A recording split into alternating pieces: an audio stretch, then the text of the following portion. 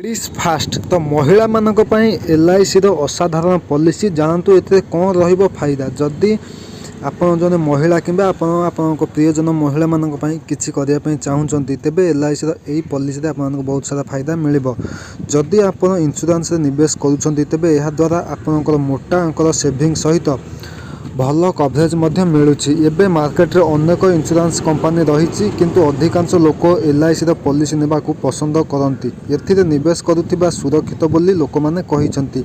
एमितिरे LIC महिला मानक पय एक खास पॉलिसी आनिछि जहार नाम LIC असाधारण पॉलिसी बोली रखा जाइछि। तेबे एही पॉलिसी रे आपण प्रतिदिन 29 टंका जमा करी 3.97 लाख टंका पाई पारिबे। LIC रो एही असाधारण पॉलिसी केवल महिला मानक पाई पॉलिसी अधीन रे 8 रु 55 वर्षर महिला माने लाभ उठाई पारिबे। एथिरे नियमित प्रीमियम भरिबा को हेबो।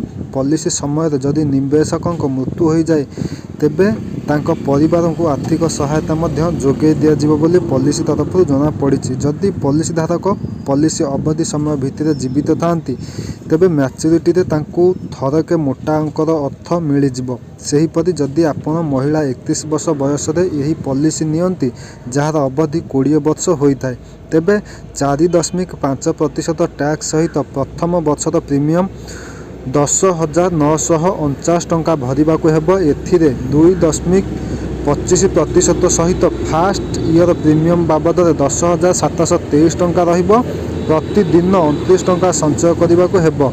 एमितिरे आपन को समुदाय 21,469 टंका जमा करने को हेबो जहा पर मैच्योरिटी रे रहिछि 3,97,000 टंका मिलिबार सुजोग। एहार प्रीमियम आपण मासिक त्रैमासिक किंबा 6 मासिया मध्य जमा करि पारिबे। आपण निज अनुसार एहार चयन करि पारिबे। LIC प्रीमियम भरिया पई 15 रु 30 दिन अतिरिक्त समय सीमा मध्य दिया जाउछि। जदि आपण पॉलिसी रद्द करने को चाहते तेबे प्लान नेबा पर 15 दिन मध्य रद्द करि पारिबे। तो जदि आपण प्रियजनक महिला मानक पई किछि करिया पई चाहते ताहले एइटा ही सुवर्ण सुजोग। मात्र मासिक 29 टंका दे आपण माने एते सब फायदा पाई पारिबे। तो जदि आपण पॉलिसी करिया पई चाहते ताहले LIC दा एही पॉलिसी आपण माने करि पारिबे। तेबे पुन थरे कहि दउछि केवल महिला मानक पई ए ऑफर टी अवेलेबल रही।